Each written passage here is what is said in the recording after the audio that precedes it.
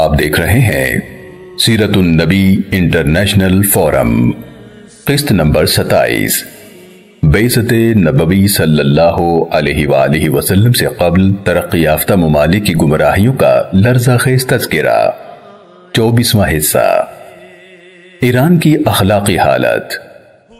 مزید آگے بڑھنے سے پہلے سیرت النبی انٹرنیشنل فورم کے یوٹیوب چینل کو سبسکرائب کر لیجئے اور بیل کے بٹن کو دبا دیجئے تاکہ آپ کو آنے والی ہماری ہر نئی ویڈیو کی بر وقت اطلاع ہو سکے۔ ایران کے معاشرتی اور معاشی حالات کا جائزہ آپ دیکھ چکے ہیں۔ اخلاقی لحاظ سے بھی ایرانی معاشرہ زوال و انحطاط کی گہری پستیوں میں گر چکا تھا۔ جس معاشرے میں بیٹی اور بہن کو اپنی منکوہہ بنانا گوارا کر لیا جاتا ہو بلکہ اسے باعث رحمت آسمانی خیال کیا جاتا ہو، اور جس معاشرے میں اپنی بیوی کو عاریتاً اپنے کسی دوست کے حوالے کر دینا ایک پسندیدہ اور قابل تعریف فعل ہو، وہاں ضبط نفس کے بارے میں سوچنا اور جنسی بے رحروی پر کوئی قدغن لگانا کیوں کر ممکن ہو سکتا ہے۔ اس لیے زنا بدکاری کا عام رواج تھا، شراب کھلے بندوں پی جاتی تھی، بلکہ مذہبی تقریبات میں اس کو بڑے اہتمام سے حاضرین کی تواضع کے لیے پیش کیا جاتا تھا۔ ان معاشی ناہمواریوں اور معاشرتی بے رحرویوں کے باعث مصدق کو اپنا فلسفہ پیش کرنے کی جسارت بھی ہوئی اور اسے ناقابل تصور کامیابی بھی حاصل ہوئی۔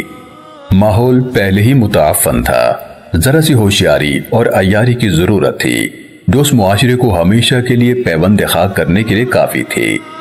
چنانچہ مصدق نے، جو مورخ طبری کے قول کے مطابق نیشاپور کا رہنے والا تھا، یہ اعلان کر دیا کہ تمام انسان مساوی ہیں، کسی کو کسی پر کوئی فوقیت اور امتیاز حاصل نہیں۔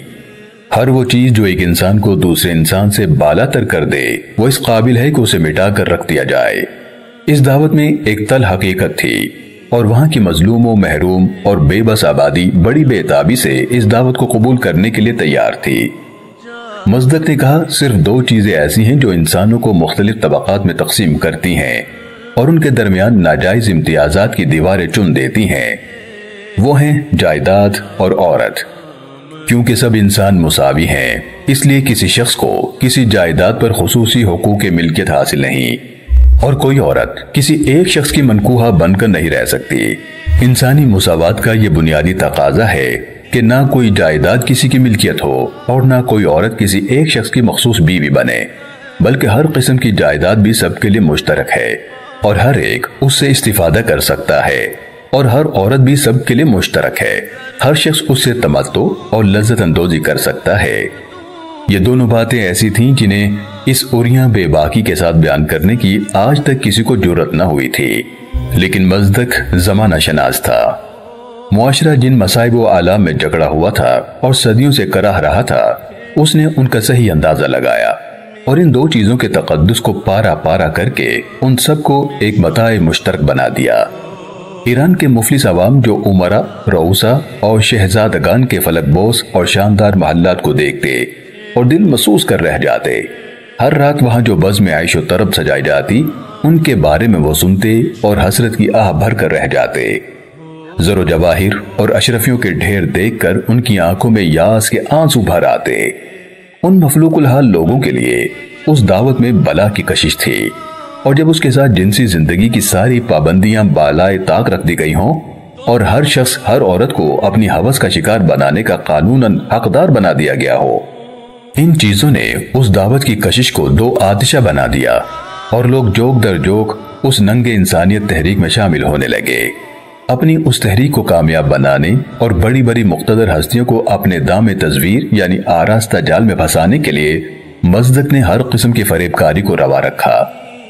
چنانچہ اس نے مرکزی قربان گاہ کے نیچے، جہاں مذہبی رسوم بڑی عقیدت سے ادا کی جاتی تھیں، ایک غار بنائی اور اس غار میں اپنے ایک شریک کار کے تعاون سے یہ چکر چلایا کہ اس کو وہاں چھپا دیا اور ایک ٹیوب کے ذریعے اس کا رابطہ حاضرین سے قائم کر دیا۔ اب وہ لوگوں کے سامنے یہ ظاہر کرتا کہ وہ اپنے معبود سے سوال کر رہا ہے اور اس کا معبود اس کے سوالوں کا جواب دے رہا ہے۔ بڑے بڑے دانشور اور سربر آوردہ لوگ اس کے اس مکر میں گرفتار ہو جاتے اور اس کے ان باطل نظریات کو صدق دل سے قبول کر لیتے۔ یہاں تک کہ کیقوباد کسریٰ ایران جب اس قربان گاہ پر رسوم عبادت انجام دینے کے لیے حاضر ہوا تو مصدق نے بڑی ہوشیاری اور مہارت کے ساتھ اس کے سامنے یہی ڈرامہ کیا بادشاہ اتنا متاثر ہوا کہ اس کو خدا کا فرستادہ سمجھ کر اس کی بیعت کر لی اور اس کے عقیدت مندوں میں شامل ہو گیا۔ کیقوباد نے اپنی مملکت کے تمام وسائل مزدک کے مذہب کو فروغ دینے کے لیے وقف کر دیے۔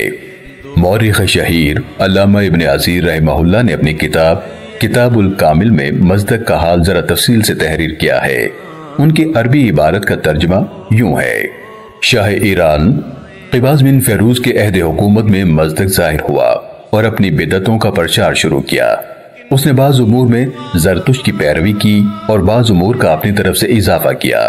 اس کا دعویٰ یہ تھا کہ وہ حضرت ابراہیم علیہ السلام کی شریعت کی طرف دعوت دے رہا ہے، جس طرح زرتشت نے اس کی طرف دعوت دی تھی۔